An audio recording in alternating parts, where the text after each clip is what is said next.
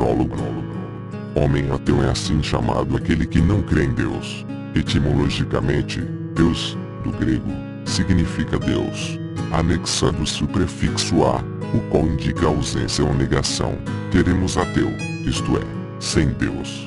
No mundo moderno onde vivemos, no qual impera a razão, a lógica e o conhecimento científico, não nos é mais possível estabelecer diferença essencial entre ateus ou crentes.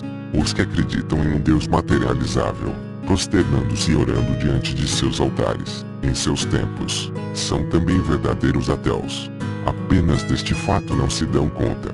A seguir tentaremos explicar o nosso ponto de vista. O homem primitivo, sentindo-se indefeso diante do mundo hostil que o rodeia e que desconhece, a tudo teme. Apavoram os fenômenos da natureza, tais como as tempestades, os trovões, os relâmpagos e tantos outros, os quais julga serem a manifestação digna de um ser supremo, muito poderoso e desconhecido.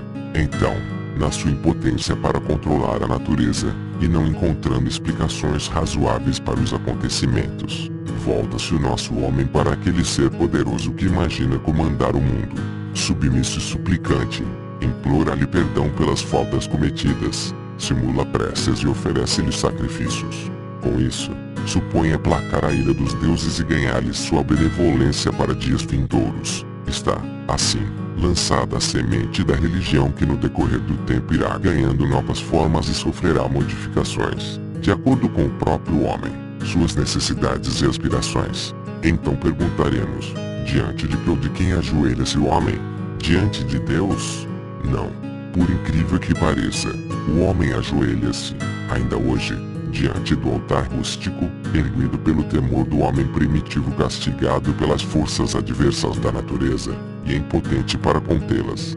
Não é lógico que o homem que evoluiu conseguindo maravilhas, obtendo os meios necessários para definir e mesmo refrear os furores da natureza, paradoxalmente continue praticando os cultos de desagravo, criados pelos amedrontados ancestrais. Concluímos do que acima foi dito que os religiosos de qualquer espécie são ateus, porquanto, de acordo com a própria etimologia da palavra ateu, continuam sem Deus. Isto é verdadeiro, porquanto, não é possível a ninguém ter algo inexistente, no caso ser poderoso, Deus ou deuses, conforme prefiram.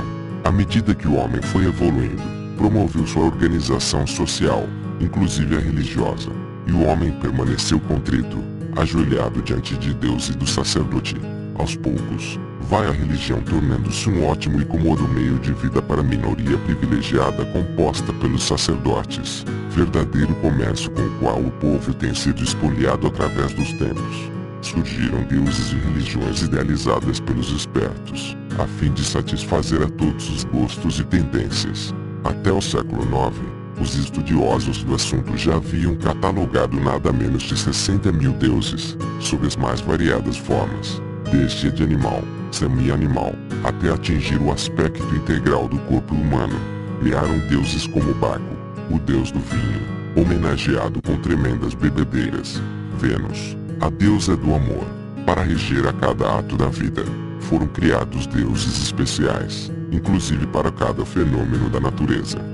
Apesar do fervor com o qual os deuses têm sido incensados através dos tempos, jamais se conseguiu provar que a fé a eles devotada tenha melhorado a sorte do homem e do mundo. Por isso somos levados a crer que todos aqueles que têm adorado aos deuses têm perdido seu precioso tempo. O homem, com o poder de sua inteligência e imaginação, vai aos poucos adquirindo e sistematizando seus conhecimentos, tornando-os cultura e ciência. Gradativamente vai levantando o véu do mistério que lhe obscurecerá a razão. A explicação dos fatos fundamentada na ciência liberta dos temores. O conhecimento científico, alijando as trevas da ignorância, leva-nos a compreender que os milhares de deuses dos quais temos tido conhecimento são produtos de mentes férteis e pretensiosas, como a do clero e outros interessados em lucros fáceis. A total ausência de uma intervenção direta de Deus nos destinos do homem e do mundo é prova de que o clero conduz o homem por caminho errado. Valendo-se da boa-fé do povo incauto é que o clero, em todos os tempos, tem desenvolvido sua atividade parasitária, chorando tanto quanto possível a economia humana. Assim, pode desfrutar de boa vida, luxo e palácios, praticamente sem trabalhar, com o dinheiro que o homem religioso passa-lhe as mãos, julgando assim comprar sua entrada no céu. O sacerdote é sempre categórico em suas afirmações diante do crente, mostrando-se, contudo, reticente e cauteloso em face do conhecimento científico do homem de saber aprimorado. A este falará sobre tudo, mas evitará abordar o que se refere a Deus, religião ou teologia, tendo ultrapassado a época do medo. A raça humana não se libertou totalmente do sentimento religioso, porquanto existem os que se valem do nome de Deus e das religiões para viverem ociosamente, desfrutando de boa posição e respeito, sem, contudo, dar aos homens qualquer contribuição que lhes aproveite para sua felicidade e bem-estar. Apenas a promessa de uma boa vida futura, após a morte.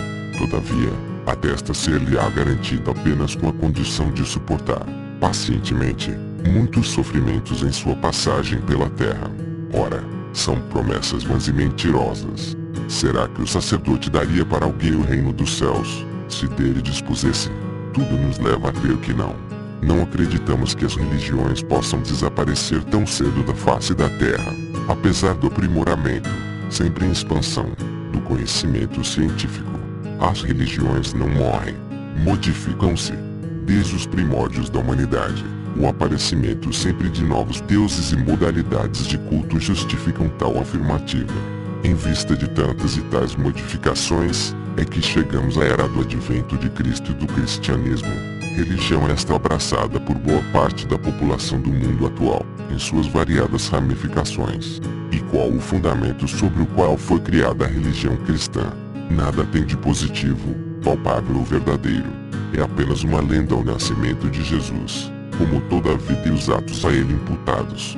Aqueles que criaram o cristianismo sequer primaram pela originalidade, porquanto a lenda que envolve a personalidade de Jesus Cristo é apenas cópia de tantas outras que relatam o nascimento e tudo quanto se referiu aos deuses criados pelos antigos, tais como Ísis, Osíris, Horus Hades, Apolo, Mitra, etc. O homem do nosso século tem, forçosamente, de ser prático. Daí, não poderá fundamentar os atos de sua vida em lendas ou mitos. As lendas possuem, evidentemente, um grande valor. Fazem parte do folclore dos povos, influindo na formação de suas culturas. Entretanto, o seu valor cultural não deve ultrapassar o limite lógico e aceitável.